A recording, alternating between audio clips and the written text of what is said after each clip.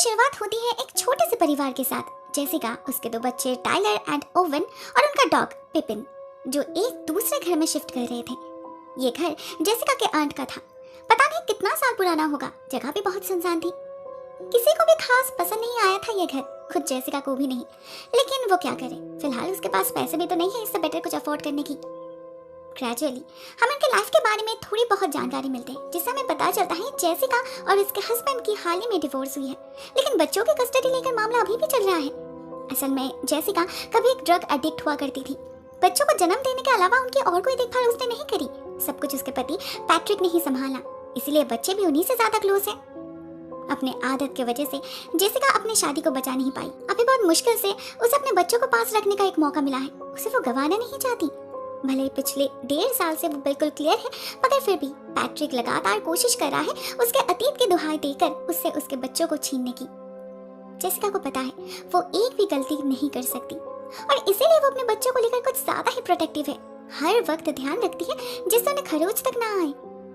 तो ऐसे ही चल रही थी उनकी जिंदगी। एक तरफ अपना नर्सिंग प्रोफेशन, दूसरी तरफ घर, दोनों ही संभाल रही थी वो। धीरे धीरे अपने बच्चों से उसका बॉन्ड भी स्ट्रांग हो रहा था।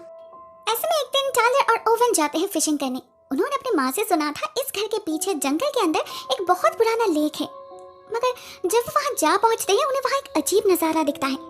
वहाँ लेक की जगह बस एक गोल सा गड्ढा बना हुआ था, जिसके बीचों बीच था एक पेड़ जो जला हुआ था और उसके चारों तरफ पड़े थे बहुत सारे जानवरों के कंकाल। सब कुछ इतना डरावना था कि दोनों बच्चों की हालत खराब हो जाती है। वो लोग वापस जाने लगते हैं, मगर ठीक तभी पता नहीं पिपिन को क्या होता है, वो पेड़ की तरफ भागने लगता है और उसके पीछे पीछे ओवन भी। दोनों ही दलदल में फंस जाते हैं। टाइलर किसी तरह दोनों को निकालती है और घर वापस ले जाती है, मगर उस दिन के बाद से ही पिपिन को कुछ हो जाता है। वो हमेशा जंगल की तरफ देखकर ग्राउल करने लगता है। इवन रात में भी वो दरवाजे के सामने से नहीं हटता, बहुत ही ध्यान से न जाने क्या देखता रहता है। और जैसे ही एक दिन उसे मौका मिलता है वो उसी जंगल में कहीं गायब हो जाता है। ओवन ना उसे रोक पाता है, ना उसके बुलाने पर पिपिन वापस आता है। ओवन का तो दिल ही टूट चुका था। फर्स्ट डे वो पूरा दिन घर के बाहर इंतजार करता रहता है इस उम्मीद में कि पिपिन वापस आएगा। जब वो नहीं आता तो ओवन खुद ही निकल पड़ता है उसे ढूंढने, मिसिंग पोस्टर्स बांटने। उधर जेसिका भी इक्वली कोशिश कर रही थी। ऐसे ही कुछ दिन बिताने के बाद फॉर्चुनेटली एक रात पिपिन खुद ही वापस आ जाता है। ओवन तो खुशी से उछल उठा था, वो ही सबसे पहले भागता है उसके पास, लेकिन पिपिन उसे देखकर खुश नहीं होता, उल्टा बहुत ही फेरोशियसली घुर्राने लगता है। वो देखने में भी काफी बदल चुका था। उसके दांत पहले से लंबे हो चुके थे, उसके आंखें अंधेरे में जल रहे थे और उसके पूरे शरीर पे खून लगा हुआ था। जेसिका उसे देखकर ही समझ जाती है कुछ गड़बड़ है। वो ओवन से कहती भी है पीछे आने के लिए, मगर उससे पहले ही पिपिन उस पर हमला करके बहुत ही बुरी तरीके से उसे जख्मी कर देता है। तब तक उसे काटता रहता है जब तक जेसिका एक पत्थर से कुचलकर उसे मार न डाले। ओवन की हालत बहुत खराब थी, बहुत खून निकल रहा था उसके घाव से। जेसिका उसे इमीडिएटली हॉस्पिटलाइज कर देती है और पैट्रिक को भी खबर करती है। कोई समझ ही नहीं पा रहे थे अचानक कैसे क्या हो गया। पिपिन ऐसा कुछ करेगा उन्होंने कभी सोचा ही नहीं था।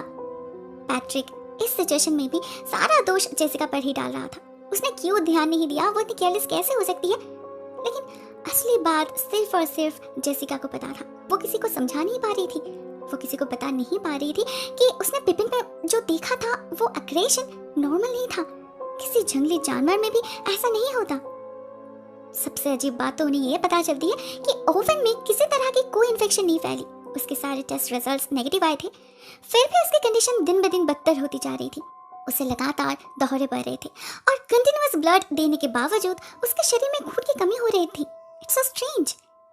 डॉक्टर समझ ही नहीं पा रहे थे ओवन को आखिर हुआ क्या है। बीइंग अ नर्स, जेसिका को 24/7 ओवन के साथ रहने का मौका मिला था, जिसके कारण एक रात वो एक बहुत ही अजीब चीज नोटिस करती है।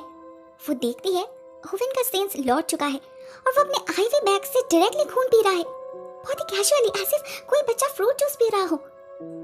जेसिका इस सीन से काफी घबरा जाती है। उसे लगता है ओवन डेल्यूशन में है, तो वो उसी वक्त किसी के आने से पहले ही वो बैग छीन लेती है। इसके बाद ही होता है वो मिरेकल। ओवन बिल्कुल ठीक हो जाता है। उसके सारे ऑर्गन्स परफेक्टली काम करने लगते हैं। एनीमिया भी क्योर हो चुका था। बस एक ही प्रॉब्लम थी जो सिर्फ और सिर्फ जेसिका को पता था।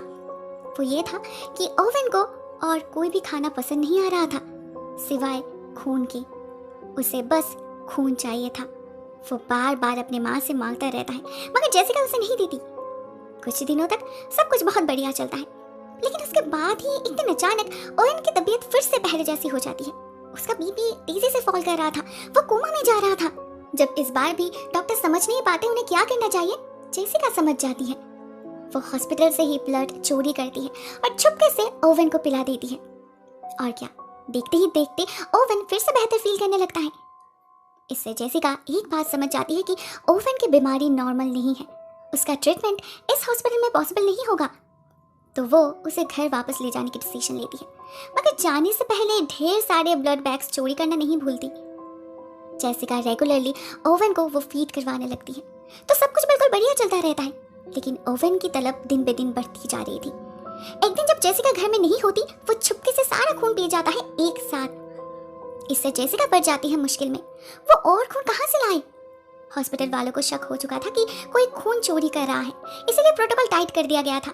जेसिका और वहाँ रिस्क नहीं ले पाती, उसे दूसरा कोई रास्ता अपनाना पड़ता है। वो जाती है एक पेट शॉप में और ढेर सारे बनीज खरीद कर लाती है और उन्हें काट के उनसे सारा खून निकाल के अपने बेटे को देती है पीने के लिए। उसे लगता है इससे काम हो जाएगा, लेकिन होता कुछ उल्टा ही। ओवेन को फिर से दौरे पड़ने लगते हैं भयानक वाले। हड़बड़ी में जेसिका को और कोई ऑप्शन नहीं दिखता, वो अपना ही हाथ काट के खून निकाल के ओवेन को देती है और ओवेन बिल्कुल उसी तरह उसका खून पीने लगता है जैसे पिपिन उसके गर्दन से पी रहा था। जेसिका समझ चुकी थी ओवेन को इंसानी खून चाहिए, तो वो हर रोज अपने शरीर से थोड़ा थोड़ा खून निकाल के उसे देने लगती है। लेकिन इससे होता ये कि वो खुद बहुत कमजोर पड़ जाती है, उसे चक्कर आने लगते हैं, बार बार बेहोश हो रही थी वो। ऐसे में एक दिन पैट्रिक आता है अपने बच्चों को घर ले जाने। जेसिका के हाथ पर निडल मार्क्स देखकर उसे लगता है वो फिर से ड्रग्स ले रही है। जेसिका उसे सच्चाई बता नहीं पाती, इनफैक्ट किसी से भी शेयर नहीं कर पाती अपनी सिचुएशन, लेकिन छुपके से अपनी रिसर्च जारी रखती है वो। अभी हालत ऐसी बन चुकी थी कि ओवेन को दिन में 2 बॉटल्स खून चाहिए ही चाहिए थे। जेसिका के लिए ये बहुत ज्यादा था। उसके अंदर कई सारे सिम्टम्स दिखाई देने लगे थे जो देखने में अनफॉर्चुनेटली ड्रग इफेक्ट्स जैसे लग रहे थे। उसके अनमाइंडफुलनेस के कारण तो किचन में एक बार आग भी लग चुकी थी। वो समझ जाती है ऐसा ज्यादा दिन तक नहीं चल सकता, उसे दूसरा कोई सोर्स ढूंढना ही होगा। तभी हॉस्पिटल में उसे हेलेन नाम के एक पेशेंट के बारे में पता चलता है जो टर्मिनल इलनेस से भुगत रही थी। मैक्सिमम 6 महीने थे उसके पास, लेकिन वो ऑलरेडी जीने की सारी इच्छा खो चुकी थी। उसका कोई परिवार भी नहीं था पूछने वाला और उसने कई बार सुसाइड अटेम्प्ट भी ले चुकी थी। तो जेसिका उनसे ही मदद लेने की डिसाइड करती है। एक दिन हॉस्पिटल में उनके शरीर से खून निकालने की कोशिश करती है वो, जो डॉक्टर के आ जाने से पॉसिबल नहीं हो पाता। तो वो प्लान बी अप्लाई करती है। उनके डिस्चार्ज के बाद जेसिका उन्हें उनके घर तक ड्रॉप करने के बहाने अपनी गाड़ी में लिफ्ट देती है और फिर उसके बाद उन्हें बेहोश करके अपने घर ले आती है। उनका हाथ पैर और मुंह बांध के बेसमेंट में कैद कर लेती है उसे और फिर उनके शरीर से खून निकालने लगती है। जेसिका ये सब कर तो रही थी, मगर उसे एहसास था कि ये वो गलत कर रही है। वो कोई मॉन्स्टर नहीं है, एक मजबूर माँ है। तो जैसे हेलेन का होश लौटता है, वो उसे सब कुछ समझाने की कोशिश करती है, बट एज एक्सपेक्टेड हेलेन कुछ समझती नहीं, उल्टा पैनिक करने लगती है, चीखने चिल्लाने लगती है, जो ऊपर से टाइलर सुन लेती है। उसे शक होता है उसकी माँ हमेशा बेसमेंट को लॉक्ड क्यों रखती है। तो वो एक दिन एक खिड़की से बेसमेंट में एंटर करती है और अंदर का नजारा देखकर उसका होश उड़ जाता है। वो हेलेन के मुंह से कपड़ा हटा देती है, उसके निडल को भी निकालने की कोशिश करती है, लेकिन ठीक उसी वक्त उसकी माँ वहां आ जाती है और हेलेन को देखकर सब समझ जाती है। उसे पता था ये दिन कभी ना कभी आएगा, लेकिन वो तैयार नहीं थी। टाइलर को लग रहा था उसकी माँ पागल हो चुकी है। वो खुद एक छोटी बच्ची है, उसके लिए ये सब कुछ समझ पाना बहुत ही ज्यादा ओवरवेलमिंग हो रहा था। फिर भी वो समझती है, अपने भाई के लिए वो सब कुछ एक्सेप्ट भी कर लेती है, जेसिका को मदद करने लगती है। मगर ओवेन की हालत तेजी से बिगड़ रही थी, उसकी भूख बढ़ती जा रही थी। अब उसे सिर्फ और सिर्फ वार्म ब्लड चाहिए था। पहले से स्टोर किया गया खून उसे पसंद नहीं आ रहा था और जब उसे भूख लग रही थी, बहुत अग्रेसिवली बिहेव करने लगा था वो। उसकी आंखें जलने लगी थी और उसका बर्ताव किसी जंगली जानवर की तरह हो गया था। इसी बीच एक दिन एक भयानक हादसा होता है। हेलेन किसी तरह खुद को आजाद करके बेसमेंट से बाहर निकल आती है, इवन घर से भी निकल जाती है वो। जेसिका, टाइलर कोई उसे ढूंढ नहीं पाते, लेकिन जिसे देखना नहीं था उसकी आंखें हेलेन को ढूंढ निकालती हैं। असल में भागते वक्त हड़बड़ी में फेन से टकराकर उसके नुकीले हिस्से से हेलेन का गला कट चुका था। वो मर चुकी थी और उसके खून के स्मेल से ओवेन उसे ढूंढ लेता है। इतना सारा खून देखकर वो खुद को कंट्रोल नहीं कर पाता, बिल्कुल किसी वैम्पायर की तरह हेलेन के शरीर से सारा खून सक कर लेता है। जेसिका सब कुछ देखकर भी उसे रोक नहीं पाती, क्योंकि उसके पास जाने की हिम्मत नहीं होती उसमें। अपने बेटे को ही देखकर डर लग रहा था उसे। धीरे धीरे टाइलर भी उससे डरने लगती है और जेसिका वो बेचारी फ्रस्ट्रेटेड हो पड़ी थी। हेलेन की लाश को तो उसने ठिकाना लगा दिया था और पुलिस को भी अच्छा खासा एलिबाई दे दिया था कि उसने उस दिन हेलेन को उसके घर तक लिफ्ट दिया था, मगर उसके बाद क्या हुआ, वो कहाँ गई, उसे कुछ नहीं पता। किसी ने उस पर शक भी नहीं किया, लेकिन अभी उसे फिर से अपने शरीर से खून निकालना पड़ रहा था, जिससे उसकी तबीयत खराब होने लगी थी। मगर ओवन की भूख तो मिटने का नाम ही नहीं ले रहा था। किसी खूंखार जंगली जानवर में बदल रहा था वो। सब कुछ देखकर टाइलर को शक होता है, जरूर सबकी जड़ उस लेक के पास है। वहीं पर जाने के बाद से ही पिपिन चेंज हो गया था। तो एक दिन सुबह सुबह स्कूल जाने के बहाने टाइलर वहां जा पहुंचती है। उसे कुछ क्लियरली दिखाई तो नहीं देता, मगर एक अजीब सा सेंसेशन फील जरूर होता है। उस पेड़ में कुछ तो है। वो घर आती है अपने माँ को इन्फॉर्म करने, मगर इससे पहले ही वहाँ पैट्रिक आ जाता है चाइल्ड केयर वालों के साथ। ओवन पिछले कुछ दिनों से स्कूल नहीं गया था, तो उसे लगने लगा था कि जेसिका ड्रग के नशे में अपने बच्चों का ख्याल नहीं रख रही। अब जेसिका उसे कैसे समझाए कि उसकी ये हालत एक्यूट एनीमिया के कारण हुआ है, वो ड्रग नहीं ले रही। वो पैट्रिक को रोक नहीं पाती, टाइलर को लास्ट खून का बॉटल देकर अपने भाई को संभालने के लिए कहती है, मगर वो बॉटल तो ओवन जाते वक्त ही खत्म कर देता है। इसके बाद भूख के मारे एक भयानक कांड कर बैठता है वो।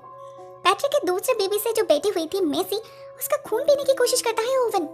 फॉर्चुनेटली टाइलर सही समय उसे रोक लेती है, मगर उसे पता चल चुका था कि वो अपने भाई को ज्यादा देर तक होल्ड नहीं कर पाएगी।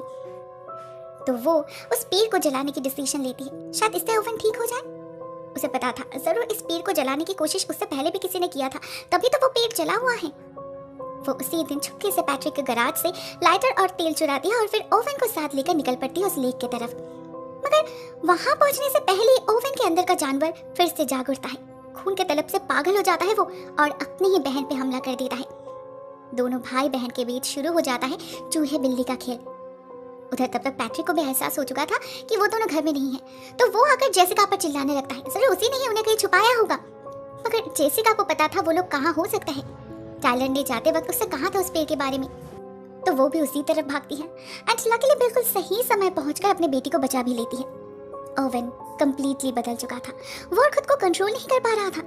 तो जेसिका को वही करना पड़ता है जो एक माँ कभी सपने में भी नहीं सोच सकती। वो खुद अपने हाथों से ओवन को दलदल में डुबो देती है, तब तक डुबो कर रखती है जब तक उसकी सांस रुक ना जाए। एक माँ के लिए इससे बड़ी सजा और क्या हो सकती है।